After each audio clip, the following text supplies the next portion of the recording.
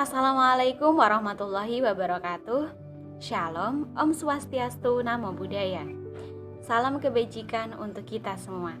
Perkenalkan, kami kelompok 12 dari Perbandingan Hukum Tata Negara yang beranggotakan saya Widya Hakim, Cairi Safira Dasraf, Tubagus Muhammad Darujat, Faruk Masyhur Huda, dan Renaldi Amrullah akan menjelaskan mengenai isu aktual tentang hukum tata negara dalam peraturan pemerintah pengganti Undang-Undang Nomor 1 Tahun 2020, Peraturan Menteri Kesehatan Nomor 9 Tahun 2020, dan Peraturan Menteri Perhubungan Nomor 41 Tahun 2020.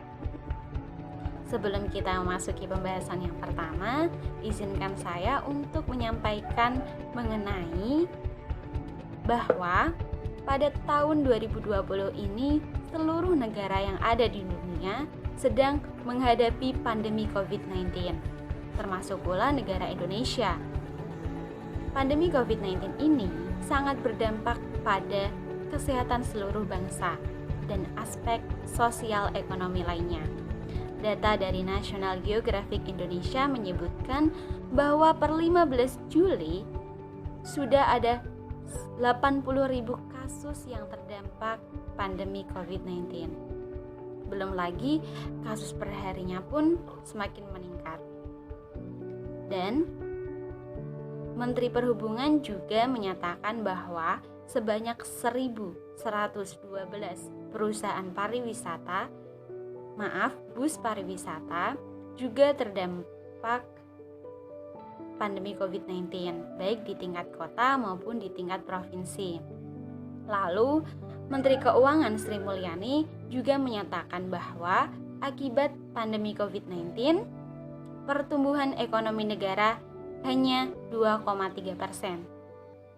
Itulah yang menjadi landasan pemerintah mengambil kebijakan dengan menerbitkan peraturan pemerintah pengganti Undang-Undang Nomor 1 Tahun 2020, kemudian dilanjutkan pada tanggal 3 April 2020, pemerintah membuat peraturan Menteri Kesehatan Nomor 9 Tahun 2020 tentang pedoman pembatasan sosial berskala besar dalam rangka percepatan penanganan pandemi COVID-19.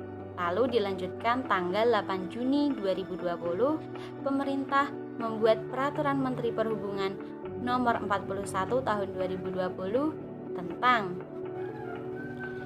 pengendalian transportasi dalam rangka pencegahan pandemi COVID-19.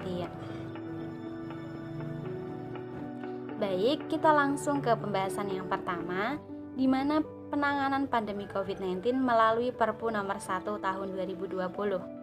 Patut kita ketahui, pembentukan peraturan pemerintah pengganti Undang-Undang Nomor 1 Tahun 2020 ini dilandasi oleh konstitusi kita, yaitu Undang-Undang Dasar 1945, Pasal 22 ayat 1 yang menyatakan bahwa dalam kegentingan yang mendesak, Presiden dapat membuat peraturan pemerintah pengganti undang-undang.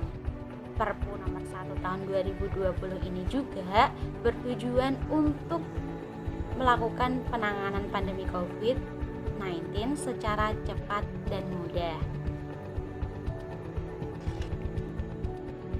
Namun, patut kita waspadai bahwa Perpu Nomor 1 Tahun 2020 ini menyimpan potensi pelanggaran ketatanegaraan Indonesia. Adapun pelanggaran yang terjadi terdapat dalam pasal 12, pasal 27 dan pasal 28. Pasal 12 menyebutkan bahwa APBN negara dapat dibuat melalui peraturan pemerintah yang dibuat oleh Presiden. Dan yang kedua yaitu pasal 27 menyebutkan bahwa lembaga-lembaga yang disebutkan di dalam pasal tersebut dapat memperoleh imunitas kekebalan tubuh secara maksimal.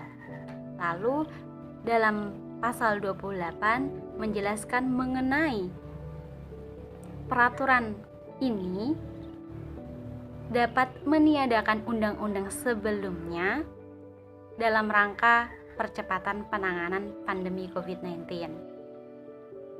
Kemudian, PSHTN FHUI memiliki 5 argumen terkait pelanggaran yang terjadi dalam Perpu nomor 1 tahun 2020. Adapun pelanggaran yang pertama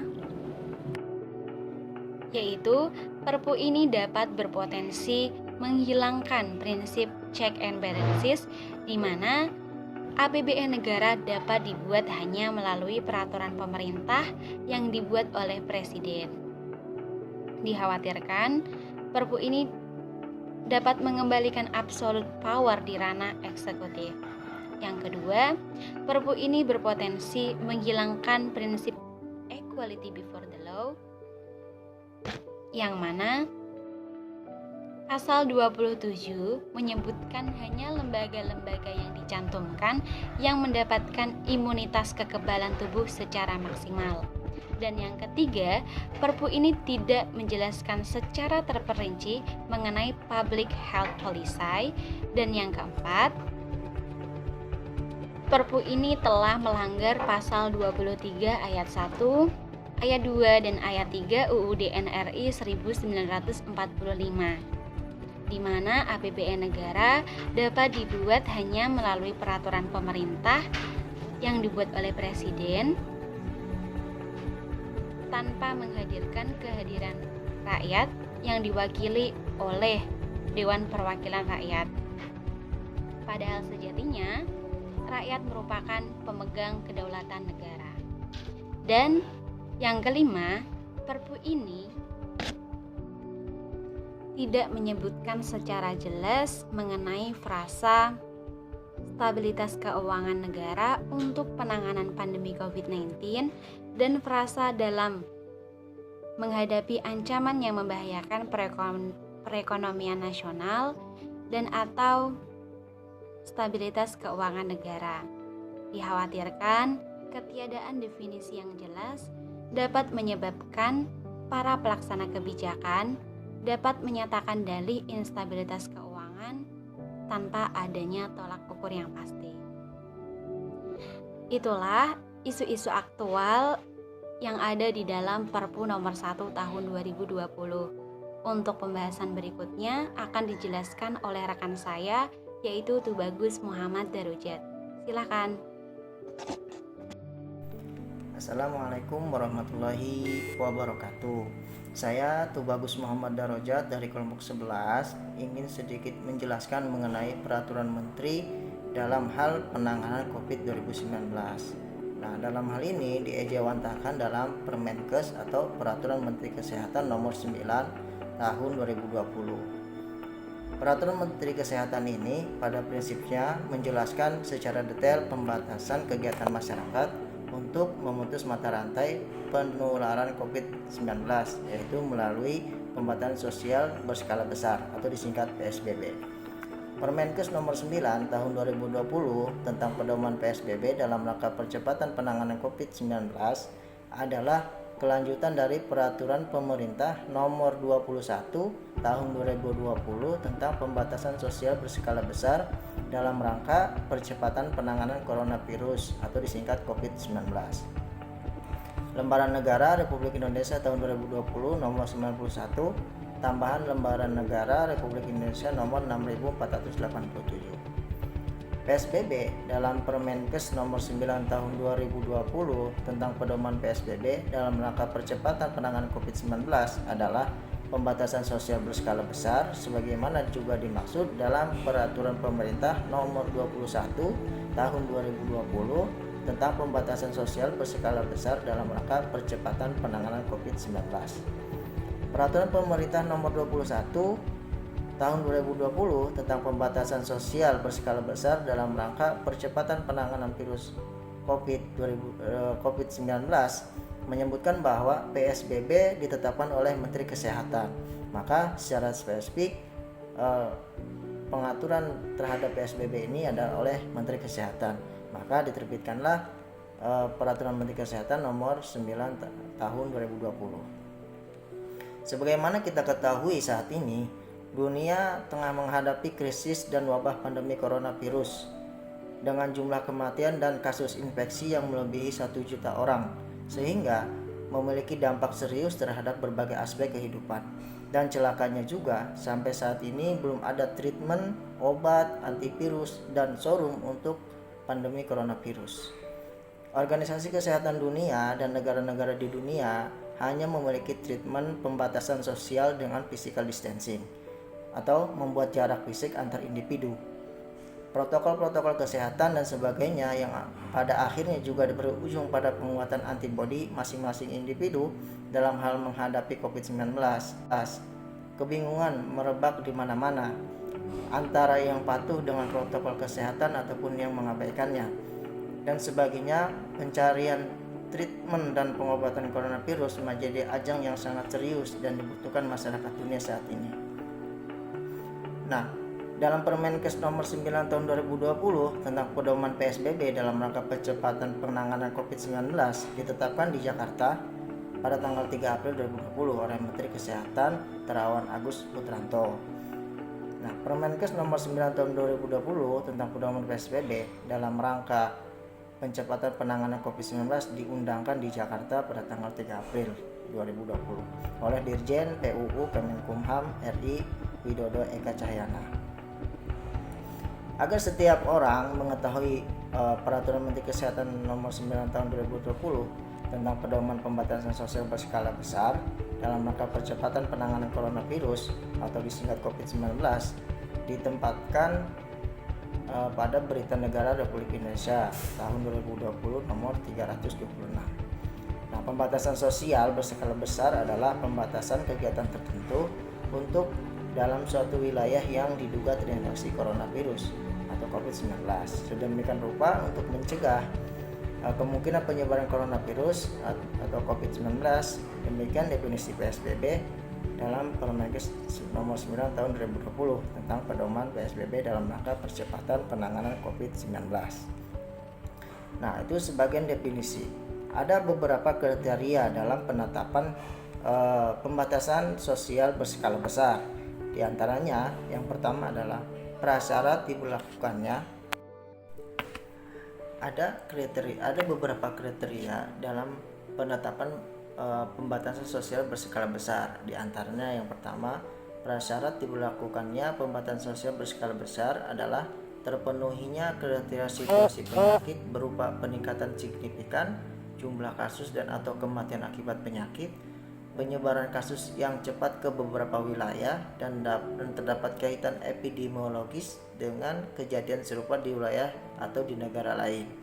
Karenanya, penetapan pembatasan sosial berskala besar oleh Menteri didasarkan pada terjadinya peningkatan jumlah kasus dan atau kematian secara bermakna dalam kurun waktu tertentu, penyebaran kasus secara cepat di wilayah lain dalam kurun waktu tertentu, dan ada bukti terjadi transmisi lokal. Yang kedua, yang dimaksud dengan kasus adalah pasien dalam pengawasan dan kasus konfirmasi positif berdasarkan hasil pemeriksaan laboratorium dengan reverse transcription polymers chain reaction atau disingkat RT-PCR. Ketiga, peningkatan jumlah kasus dan atau kematian secara bermakna diketahui dan dari pengamatan kurva epidemiologi kasus dan atau kematian. Adanya kecenderungan peningkatan kasus dan atau kematian dalam kurun waktu hari atau minggu menjadi bukti peningkatan yang bermakna. Keempat, kecepatan penyebaran penyakit di suatu area atau wilayah dilakukan dengan melakukan pengamatan area atau wilayah penyebaran penyakit secara harian dan mingguan. Nah, penambahan area atau wilayah penyebaran penyakit dalam kurun waktu hari atau minggu menjadi bukti cepatnya penyebaran penyakit. Yang terakhir, kelima, terjadinya transmisi lokal di suatu area atau wilayah menunjukkan bahwa virus penyebab penyakit telah bersirkulasi di area atau wilayah tersebut dan bukan merupakan kasus dari daerah lain.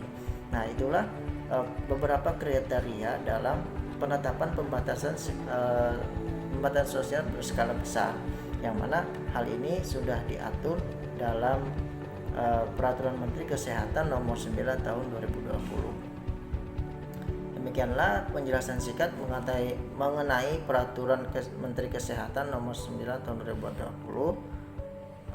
Adapun penutup, Kesimpulannya ialah pembatasan sosial berskala besar akan berdampak pada pembatasan ruang gerak semua masyarakat di wilayah tersebut, sehingga penanggulangan COVID-19 dalam situasi kedaruratan kesehatan masyarakat dapat berjalan efektif.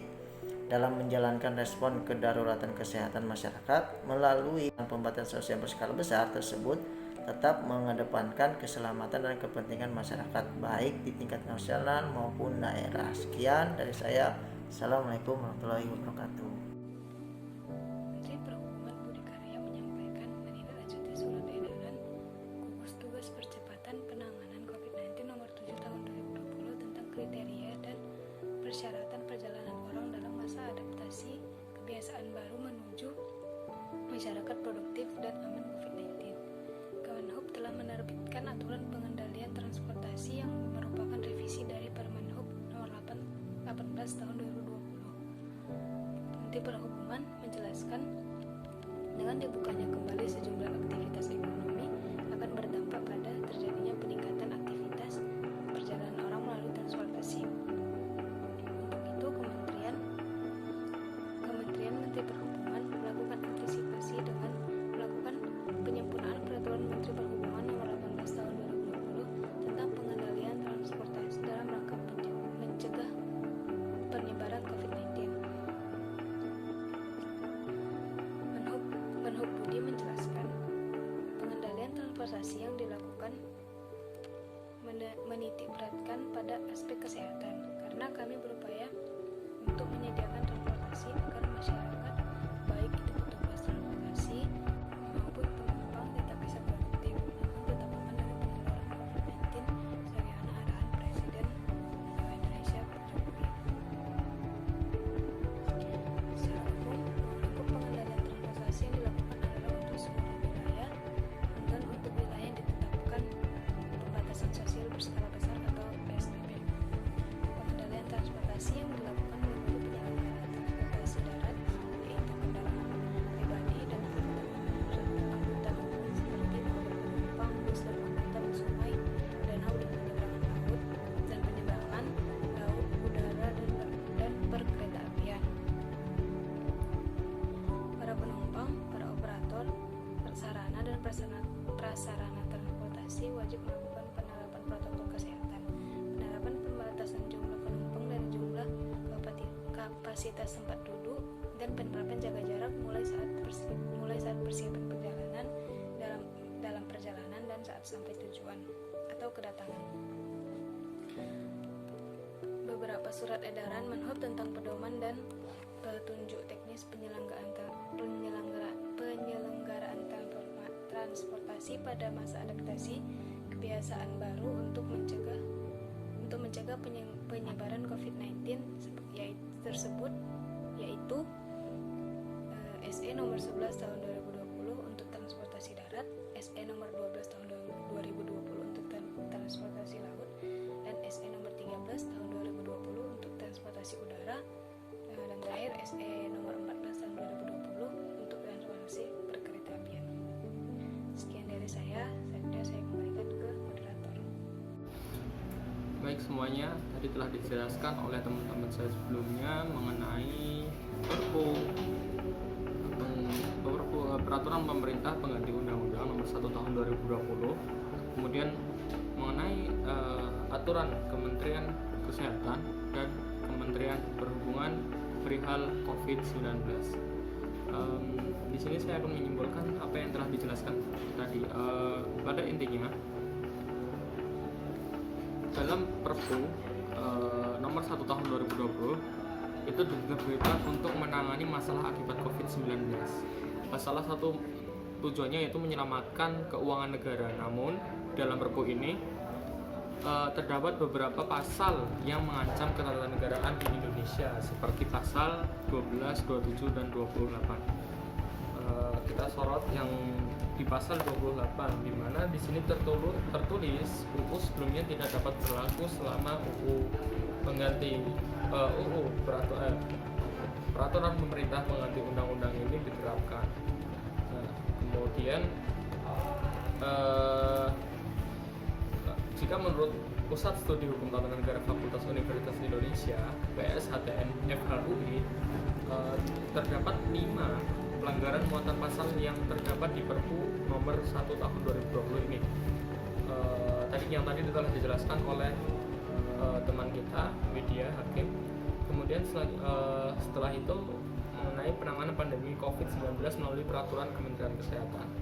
Nah, di sini yang terbaru, Kementerian Kesehatan menerbitkan peraturan Menteri Kesehatan nomor HK/01.01/Menkes/413/2020.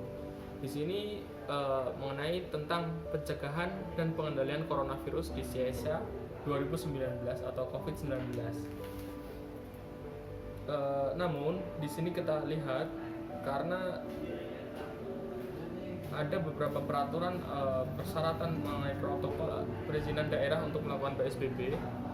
Di sini permasalahan yang muncul yaitu birokratis, di mana daerah yang mengajukan ingin menerapkan PSBB bisa diizinkan atau tidak dapat diizinkan. Dan ini telah kita lalui dan kita telah menemukan jawabannya, di mana pemerintah daerah Papua waktu kemarin ini tidak diizinkan, dan salah satu daerah di Kalimantan juga tidak diizinkan, saya lupa apa. Terus selanjutnya yang terakhir ini penanganan pandemi COVID-19 melalui peraturan Menteri Perhubungan. Pada intinya Menteri Perhubungan ini mengatur segala jenis transportasi melalui protokol kesehatan. Gunanya yaitu sebagai pengendali transportasi dalam rangka pencegahan penyebaran COVID-19. Dan kemudian setelah ada adaptasi baru, aturan ini mulai luntur kembali. Namun akhir-akhir ini mencuat kembali karena kembalinya meningkatnya pasien atau yang terdampak COVID-19. Maka dari itu perlu kita perhatikan lagi aturan-aturan mana yang telah terlaksana dan tidak terlaksana dalam hal ini sesuai dengan tujuan pembuatan aturan tersebut. Kita berdoa semoga COVID-19 ini segera berakhir dan kita bisa kembali belajar seperti semula. Terima kasih. Sekian dari kelompok kami. Apabila ada kata-kata yang salah atau penyampaian atau materi yang salah, kami mohon maaf dan mohon koreksinya dari teman-teman semua. Wabillahi taufiq wal hidayah. Assalamualaikum warahmatullahi wabarakatuh.